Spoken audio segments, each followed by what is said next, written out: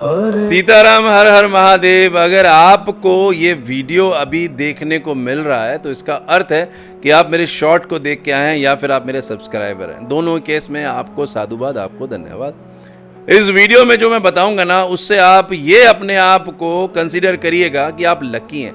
क्यों? क्योंकि जो सीक्रेट्स में मैं रिवील करने वाला हूं वो आपने आज तक कभी पहचाना नहीं होगा, जाना नहीं होगा और किसी ने बताया भी नहीं होगा। हो सकता है इस वीडियो के बाद बहुत सारे वीडियोस इसके ऊपर बन जाएं जो लोग बोले कि हमें पता था, बट ये वीडियो आपने पहली बार देखा होगा, सुना होगा। इसलिए इस वीडियो को कहीं पे भी अपने ग्रुप्स में, फैमिली वाले ग्रुप में, फ्रेंड्स वाले ग्रुप में शेयर कर देना, ताकि जब कभी भी आपको सुनने का मन हो तो आप वही लिंक से इसको देख लो। देखो, हमारे ना एक बहुत सुंदर सा एक स्तोत्रम है, एक मंत्र है, आप कुछ भी कह सकते हो, आप एक प्रेयर है, एक स्तुति है, रुद्र अष्टकम महादेव के लिए, जो कि जिसके कि आप कह सकते हो जो वक्ता थे वो लोमश ऋषि थे, काकभूषणी के गुरु थे। अब रचयिता जो थे वो गोस्वामी तुलसीदास जी थे, क्योंकि रामचरितमानस में उत्तरकांड में आपको मिलता है। अब इस स्तोत्रम की बात या फिर इस स्तुति की बात मैं क्यों कर रहा हूं? क्योंकि इसमें ना कुछ ऐसा है जो कि हमें समझना है। महादेव तो आपको पता है, ना उनका आदि है ना अंत है, ना उनकी कोई शुरुआत है ना कोई अंत है। महादेव के महिमा में ये जो रुद्र अष्टकम लिखा गया, इसको 8 श्लोकों में लिखा गया। अब 8 श्लोकों में ना हर श्लोक में 4 चरण पद हैं, मतलब 4 लाइनें हैं, आप सरल भाषा में समझें। और हर लाइन में जो कैरेक्टर हैं, मतलब अक्षर हैं, वो 12 हैं। तो हमें यहाँ पे ये समझना है, हमारे जो ऋषि थे ना, उनको गणित का बहुत ज्ञान था। ये गणित वो नहीं है 2 + 2 = 4, ये गणित वो है जो ज्योतिष में किया जाता है। मतलब कि आपके ग्रह, राशि, नक्षत्र सबसे जुड़ा होगा और इनके जोड़, घटाओ, मल्टीप्लिकेशन, डिवाइड कुछ भी कर लो, आपके किसी ना किसी ताकत, किसी ना किसी प्रकृति के चिन्ह से या फिर कहीं ना कहीं आपसे जुड़ा होगा। जैसे कि इस स्तोत्रम में मैं आपको बताने जा रहा हूं। देखो, सबसे पहले आप 8 श्लोक हैं, आप 8 में से एक श्लोक पकड़िए। एक श्लोक में जो 4 पद हैं, उस 4 पद में एक पद में 12 अक्षर हैं। तो 12 और 4 को लेके चलते हैं। 12 इसलिए और 4 इसलिए क्योंकि 4, 8, 12 का एक त्रिकोण बनता है कुंडली में। चौथा, 8वां और 12वां भाव जो होता है वो धर्म त्रिकोण कहलाता है। अब अगर 12 और 4 को प्लस करते हैं तो बनता है 16। 16 आपके पास क्या है? 16 आपके पास चंद्र की कलाएं हैं। 16 ही आपके पास पूजा की विधियां होती हैं।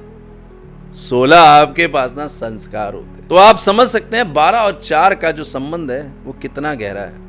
अब 12 और 4 में से अगर माइनस करेंगे, 12 में से 4 माइनस किया तो 8 बना। 8 क्या होता है? अष्ट सिद्ध नवनिधि के दाता, 8 सिद्धियां हैं। फिर आपके योग कितने हैं? आपके 8 योग है, अष्टांग योग बोलते हैं। अगर हम ध्यान से समझें, हमारी कुंडली में अगर ज्योतिष में या अंक ज्योतिष में देखें तो 8 नंबर शनि के पास होता है। और शनि क्या है? काल है। महादेव क्या है? महाकाल है।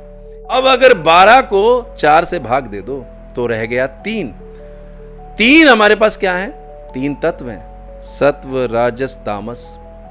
3 हमारे पास शरीर आते हैं, स्थूल, सूक्ष्म और कारण।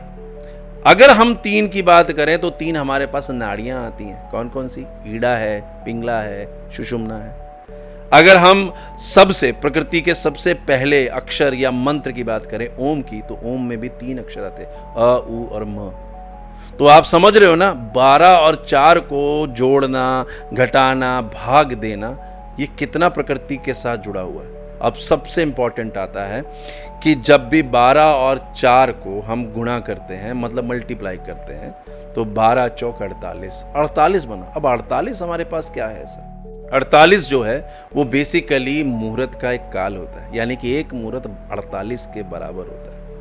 अब यही 48 को अगर ध्यान से समझो तो हमारे पास नक्षत्र कितने हैं? 27। हमारे पास राशि या भाव कितने हैं? 12। 27 और 12 कितने हुए? 39। और हमारे पास ग्रह कितने हैं? हमारे पास ग्रह हैं 9। तो 39 और 9 कितने हो गए? 48। कहीं पे भी एक चीज का भी हेर फेर नहीं। यानी कि लोमश ऋषि ने जब इस स्तुति को गाया होगा तो सब ऋषियों को पता चल गया होगा कि कितना सुंदर गणित है इसमें। और ये गणित होने के कारण ही तो गोस्वामी तुलसीदास जी ने अपनी महान रचना में श्री रामचरितमानस में उसको लिखा। अगर ये चीज आपको पता चल गई, ये महिमा आपको पता चल गई, और अगर आप सुबह शाम इसका जप करते हैं निरंतर रूप से एक पंक्चुअल टाइम पे, तो आप भी इसको जागृत करेंगे। जब काक भुसंडी अपने श्राप से मुक्त हो सकते हैं, तो क्या आप अपने दुख से दूर नहीं हो सकते या मुक्त नहीं हो सकते? आप भी हो सकते हैं। बस ये है कि आपको इसकी शक्ति का नहीं पता था। आज इस वीडियो के माध्यम से आपको ये पता चल गया, तो मैं यही चाहूंगा कि आप इस वीडियो को हर किसी के साथ शेयर करना जो भी महादेव का भक्त है, ताकि उसकी भक्ति में ना और ज्यादा पावर आए, और जो भक्त नहीं है उसको भी पता चल जाए कि हमारे सनातन धर्म में जो मुनि थे, जो ऋषि थे, वो गणित में कितने माहिर थे, कितनी चीजें उनको पता थी और कितने दिव्य दृष्टि वाले थे। इसीलिए मैं आपको कहता हूं, किसी भी मंत्र को जागृत करने के लिए उसकी शक्ति का आपको अंदाजा होना ही चाहिए। और अगर आपको अंदाजा नहीं है, इसीलिए मैं आपको कहता हूं, जब आपको अंदाजा ना हो तो आप ऐसे ही कोई मंत्र मत कीजिए। अपने गुरु से, अपने ज्योतिषाचार्य से जरूर पूछ के उनसे वो मंत्र की जो दीक्षा है वो लीजिए, या मंत्र को समझिए, उसके बाद ही उस मंत्र को करिए। इस तरीके से अगर आप जीवन में करेंगे तो आप अपने कष्टों को कंट्रोल करेंगे और सुख को बढ़ाएंगे।